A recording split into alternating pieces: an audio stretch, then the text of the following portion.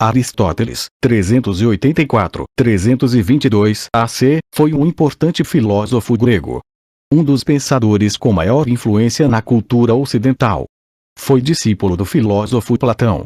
Elaborou um sistema filosófico que abordou sobre praticamente todos os assuntos existentes, como a geometria, física, metafísica, botânica, zoologia, astronomia, medicina, psicologia, ética, drama, poesia, retórica, matemática e principalmente lógica.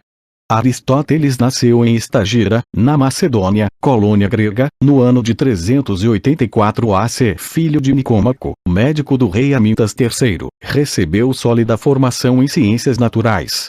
Aristóteles e Platão. Com 17 anos, Aristóteles partiu para Atenas, foi estudar na academia de Platão.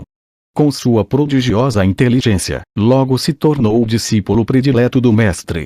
Platão dizia: minha academia se compõe de duas partes, o corpo dos alunos e o cérebro de Aristóteles. Aristóteles foi suficientemente crítico para ir além do mestre. Demonstrou sua grande capacidade de pensador, escrevendo uma série de obras nas quais aprofundava, e muitas vezes, modificava as doutrinas de Platão. A teoria de Aristóteles, de forma geral, é uma refutação ao seu mestre. Enquanto Platão era a favor da existência do mundo das ideias e do mundo sensível, Aristóteles defendia que poderíamos captar o conhecimento no próprio mundo que vivemos. Quando Platão morreu, em 347 AC, Aristóteles fazia 20 anos de academia, inicialmente como discípulo, depois como professor. Aristóteles esperava ser o substituto natural do seu mestre na direção da escola, mas foi rejeitado por ser considerado estrangeiro. Decepcionado, deixou Atenas e foi para Tarneus, na Ásia Menor, onde se tornou conselheiro de estado de seu antigo colega, o filósofo político Hermias. Casou-se com Pítia, filha adotiva de Hermias, mas entrou em choque com a sede de riqueza de seu colega, em contraste com seus ideais de justiça. Quando os persas invadiram o país e crucificaram seu governante, mais uma vez Aristóteles ficou sem pátria. Aristóteles e Alexandre, o Grande, de volta à Macedônia, em 343 AC, Filipe II da Macedônia o chamou para ele ser o tutor de seu filho Alexandre. O rei queria que seu sucessor fosse um requintado filósofo. Aristóteles permaneceu com Alexandre durante 4 anos. O soldado partiu para conquistar o mundo e o filósofo tornou-se seu amigo e ficou a alimentá-lo de sabedoria. O Liceu. De volta a Atenas, em 335 AC, Aristóteles decidiu fundar sua própria escola, chamando-a Liceu, instalada no ginásio do templo dedicado ao deus Apolo, Lício. Além de cursos técnicos para os discípulos, ministrava aulas públicas para o povo em geral. A sabedoria de Aristóteles chegou até nós através de alguns escritos, mas que representam em si mesmo uma enciclopédia inteira, pois contém praticamente o começo de todas as nossas modernas artes e ciências. Aristóteles foi o pai da lógica. Ensinou a todos os que vieram depois dele a pensar com clareza.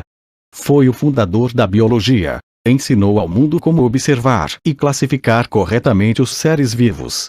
Foi o organizador da psicologia. Mostrou à humanidade como estudar a alma cientificamente. Foi o mestre da moral. Demonstrou como é possível amar e odiar racionalmente.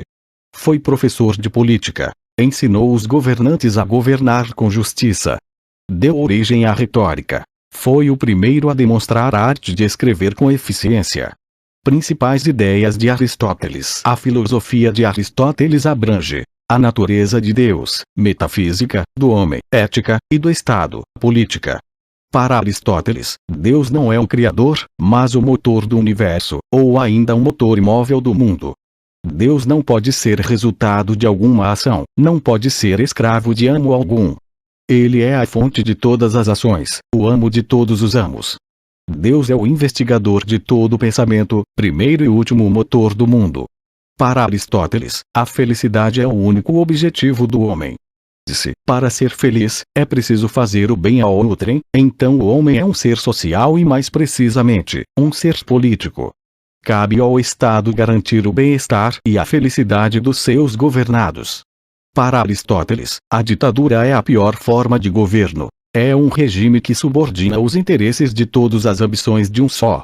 A forma de governo mais desejável é a que permite a cada homem exercitar sua melhor habilidade e viver o mais agradavelmente seus dias.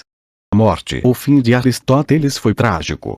Quando o rei da Macedônia, Alexandre, o Grande morreu, irrompeu em Atenas uma grande explosão de ódio, não somente contra o conquistador, mas contra todos os seus admiradores e amigos. Um dos melhores amigos de Alexandre era Aristóteles. Estava prestes a ser preso, quando conseguiu escapar em tempo. Deixou Atenas dizendo que não daria à cidade oportunidade de cometer um segundo crime contra a filosofia, referindo-se a Sócrates. Pouco tempo depois do exílio que se impusera, adoeceu. Desiludido com a ingratidão dos atenienses, decidiu por fim à vida bebendo, como Sócrates, uma taça de cicuta. Aristóteles morreu em 322 AC, em Cálcide, na Eubéia. Em seu testamento determinou a libertação de seus escravos. Foi essa talvez, a primeira carta de alforria da história.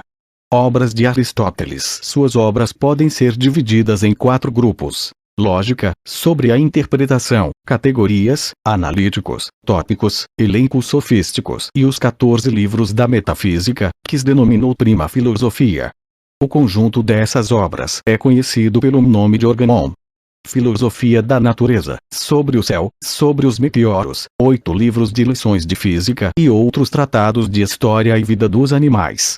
Filosofia prática, ética a Nicômaco, ética a Eudemo, política, constituição ateniense e outras constituições. Poéticas, retórica e poética,